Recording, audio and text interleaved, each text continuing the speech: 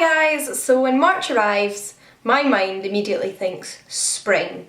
Now, I know spring doesn't officially start until the equinox on the 21st, I believe, but this is just the time of year where things start to feel like they are changing. So throughout March, April, May, I think, new beginnings, end of terms, exams when I was back in university as an undergrad, now marking essays for my students as a PhD student. But it's also when nature seems to start coming back to life, flowers begin flourishing, things start to come back out of hibernation. Other things that happen in spring include the beginning of a new tax year. International Women's Day has already been and gone, but that is the 8th of March, so I always think of that when this time of year comes around, and various other things that always seem to be going on in the spring months. So I thought I would recommend to you some books in that vein that encompass some of those things that I think of when I think of spring. So without further ado, let's get into the books. So first up, since International Women's Day falls in March, I thought I would recommend to you a book that I think encompasses a lot of what International Women's Day stands for,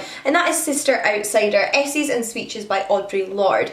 Audre Lorde sadly passed away in the 90s from cancer, but when she was alive she was an activist, both fighting against racism, homophobia and sexism, as well as just generally being a fabulous activist during her life. And her essays in this collection cover the intersections of all of those different forms of discrimination that she faced, and equally sort of tries to address them in these essays through her experiences, and sort of like providing advice for other women and other activists reading her work.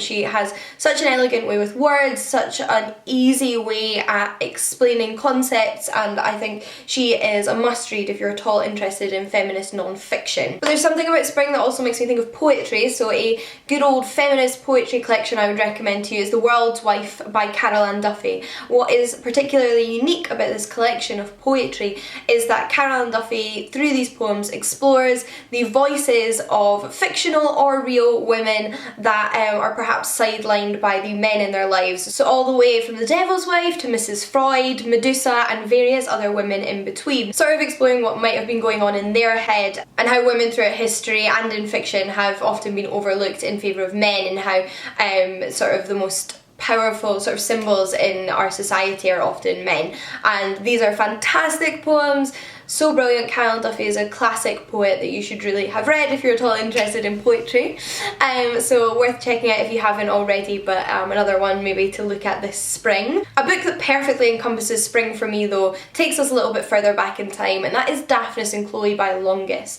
Now this is an ancient Greek novel. It was written during the Roman Empire by a Greek author, Longus, and it is about the developing relationship between two young people, a shepherdess and a goat herd named Daphnis and Chloe, Daphnis being the man and Chloe being the woman. And these young people are reaching the age in their life where they're starting to feel sexual desire, and that sexual desire is towards one another. So their relationship is changing from one of friendship to one of a romantic nature, but they are unable to fully explore that with one another because they don't know how. And because of that, they often find themselves looking at the animals around them during mating season, wondering how they are able to express their lust whilst they aren't. And they're sort of looking to the natural world and the god Eros for guidance in their feelings and how to sort of consummate them. So it's about the bringing together of these two young people. It's set on an island during spring, and it's just such a wonderful piece of literature. It's my favourite piece of ancient literature of all time, and I'm always recommending it to people. I also think it's an incredibly accessible piece of classical literature. So even if you haven't read any ancient Greek or Roman literature before, I think this is a fabulous place to start because it's written in prose. It has that format of a novel that we're more accustomed to reading. It is comical but also philosophical and short, so I think a perfect one to start with. A classic that's not quite as old, however, and one I read when I was a child myself and adored, is Heidi by Johanna Spira. This is a book that, like I said, I read when I was a kid and have not read since, but I loved it when I was a child. Absolutely, this was one of my favourite children's books, but one that I haven't had a chance to reread as an adult, and I was recently gifted this gorgeous copy by Penguin. It's a new edition, and as soon as I received it in the post I knew I would have to return it to the story of Heidi and her grandfather grandfather soon and sort of re-experience that. If you're not aware, Heidi is a young girl who lives in the mountains with her elderly grandfather when her aunt comes to take her away and sort of raise her in a more civilised setting, and all she wants to do is return to her rural home and live alongside her grandfather once again. The book was originally published in the 1800s, but I think still has a lot to offer to those of us in the modern day. And on the topic of the 1800s, another author that I think of when I think of spring, and I think that's just because I tend to read her books in spring, is Jane Austen. So the first ever Jane Austen book I read was in springtime. The second ever Jane Austen book I read was in springtime, and I think the same is true of the third, but I'm not 100% certain. And one thing I find about Jane Austen's writing and her stories is that they're so relaxing, and because of that I read them during exam periods at university and periods when I was writing my dissertations for university, so late spring, early summer. And that's very much when I associate her writing with a time of kind of stress, and she provided this relaxation.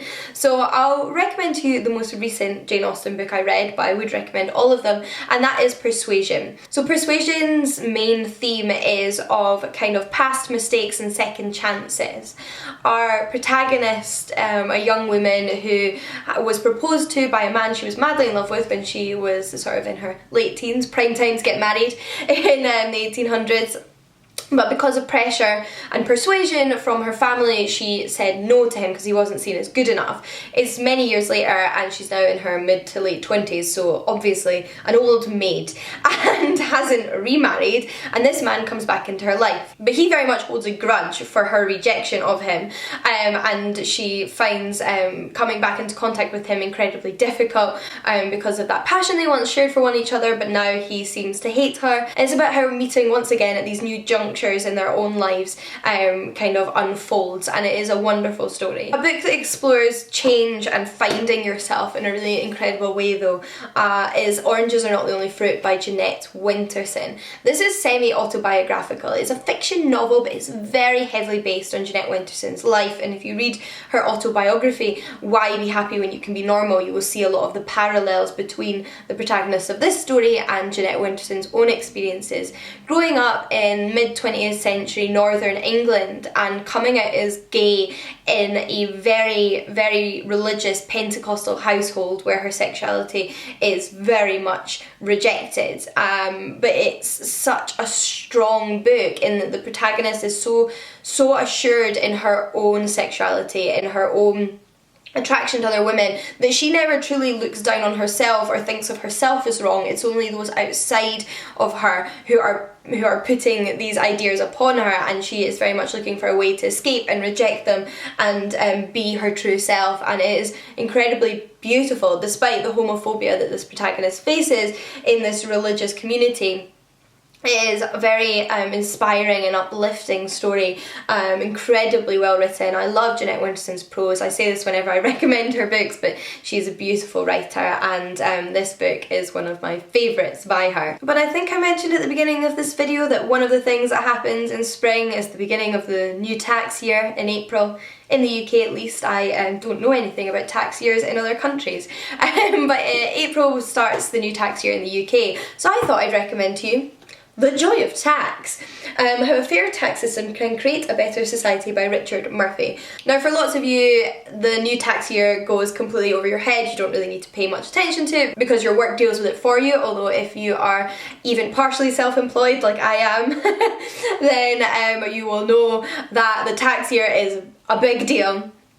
This book isn't about filing your taxes though. This book is just about the purpose of tax and the ideals of tax. Now obviously it's very easy for the wrong government to take advantage of tax or not perhaps implement tax in the fairest way, but however in a country where taxation is done the right way, for me that means progressive taxation, taxation that doesn't discriminate against the poor, can be used to create a better society, because that money can then filter into public services like a national health service or whatever those may be.